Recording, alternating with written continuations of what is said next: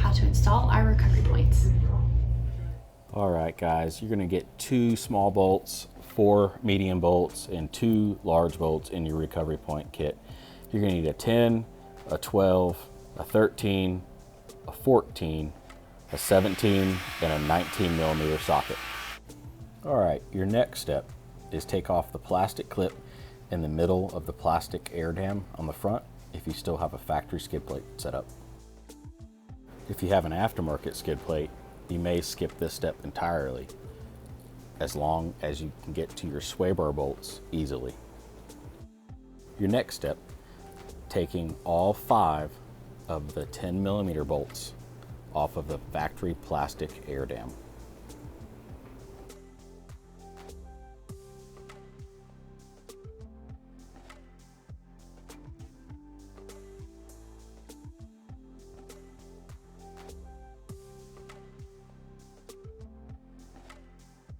All right, the next step, take all 4 of the 12 millimeter bolts off of the factory skid plate. Start with the rear bolts first, and then work your way to the front 2.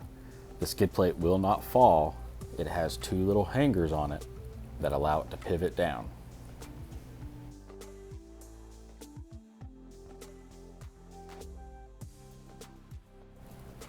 Simply have the skid plate about a 45-degree angle, pull towards the front of the truck, it will unhook. Next step, take the 14 millimeter bolts out of the factory sway bar. Start with the front and then do the rears. Do this for both sides.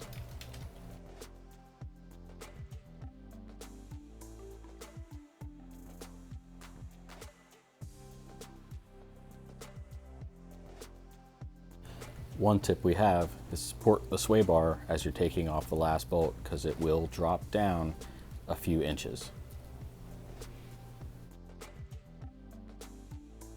Next step. On some models, you have a power steering cooler bracket. You must take off the 12 millimeter bolt in this location for our recovery point.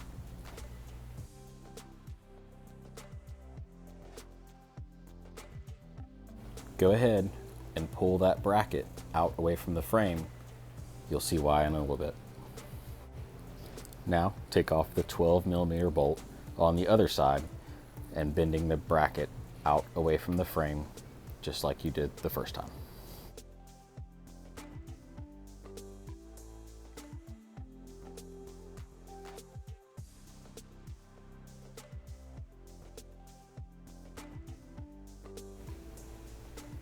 In recent years, Toyota has started installing stickers over the big bolt hole.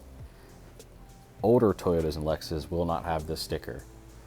Inspect the threads of this hole to make sure there's no road grime, rust, or corrosion. If there is, simply tap it out to clean the threads out.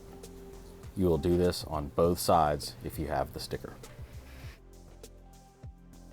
During the manufacturing process, some welds do not look very good and are boogered up. As you can see, the passenger side of this one looks fine, while the driver's side has a good little booger sticking out on it. What you'll need to do is grab a grinder, some gloves, and some iPro, and simply flatten out the bad welds on the frame. This will allow our recovery point to sit flush. This can be done with a Dremel, a grinder, a file, whatever you have.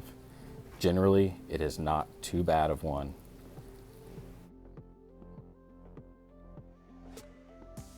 Don't forget to paint primer the frame where you ground so your Toyota will last years to come.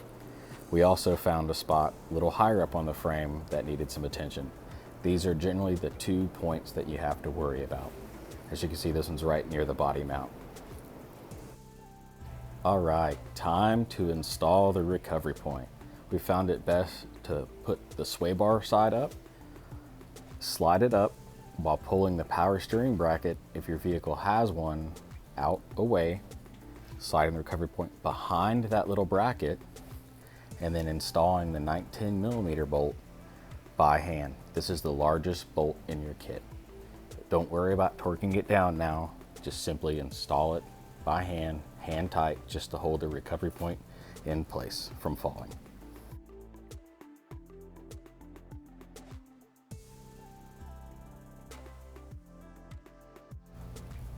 Do the same thing to the other side, sliding the sway bar in first, pulling your power steering bracket out of the way, recovery point behind it, and then the big, large 19mm bolt by hand. All right, next step, grab the smallest bolt in your kit and install it through the power steering bracket, if your vehicle is equipped with one, into the recovery point. Do this for both sides. If your vehicle was not equipped with a power steering cooler and you do not have a bracket there, you may have to run to the hardware store, dig in your toolbox or something and find a larger washer. Otherwise, the washer provided will pass through the recovery point.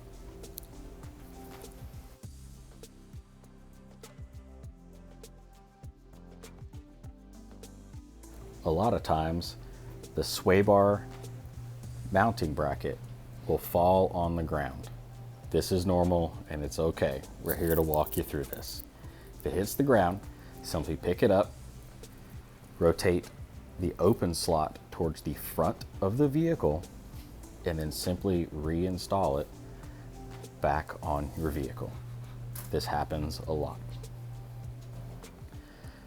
Your next step, grab one of the medium bolts out of your kit and install the rearmost hole first.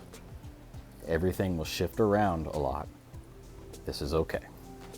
Simply line the holes up, start the rear bolt by hand. You'll then move on to doing the front bolt on the same side. Again, everything will shift around, and as you can see here, our recovery points allow a ton of play for different vehicles and frame variances.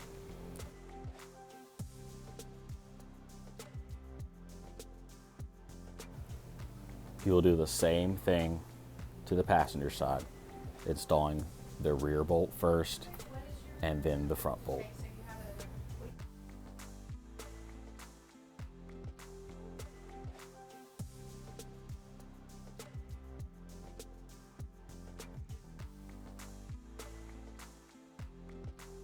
All right, the next step, we're using a 3/8 cordless impact here just to speed the process up for the video. You're gonna snug the 19mm bolts to the side down. As you notice, she's pushing the recovery point up as she tightens down. We are not fully tightening them here. We're simply snugging the recovery point up to the frame. Then move to the sway bar bolts. These are 17mm. Again, to snugging the bolt and the sway bar up to the frame. You're not fully tightening them at this time.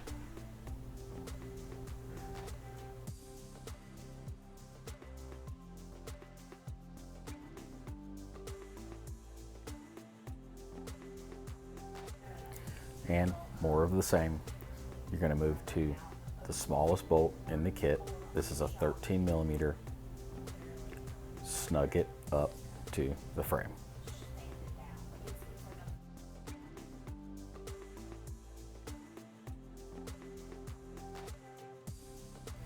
Moving on to the passenger side, this should be the last bolt that you're snugging up. Make sure all the bolts are fully snugged up but not fully tightened yet. Bust out your torque wrench if you're into that kind of thing and grab a 13, a 17, and a 19mm socket. Starting with the 19mm, torque it down to 70 foot-pounds. Then move on to the sway bar bolts, which are 17s, and torque those down to 40 foot-pounds. And then finish off with the 13mm smallest bolt in the kit at 18 foot-pounds. You're almost there. Grab your skid plate, hang it on the core support using the fingers hanging off the skid plate. Then put all 4 bolts in as you took it off from the beginning of this instruction video.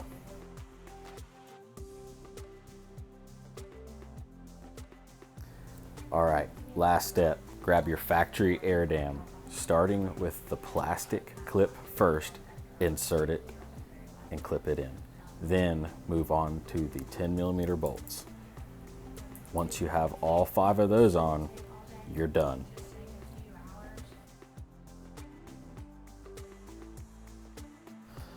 While we did this up on a lift, you can install recovery points while your vehicle is 100% on the ground.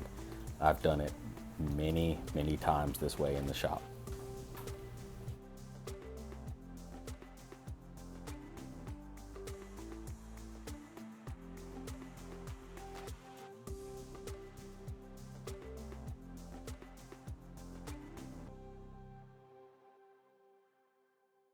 That's it. You're done. Good job getting the recovery points on.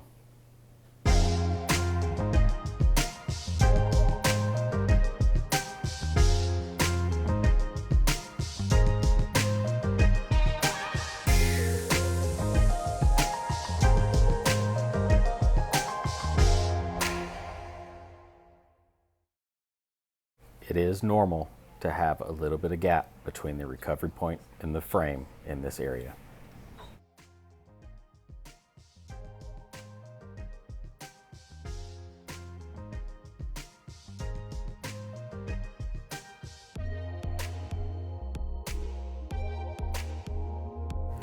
Now it's just time to go find your favorite trail and hit it harder than you did last time.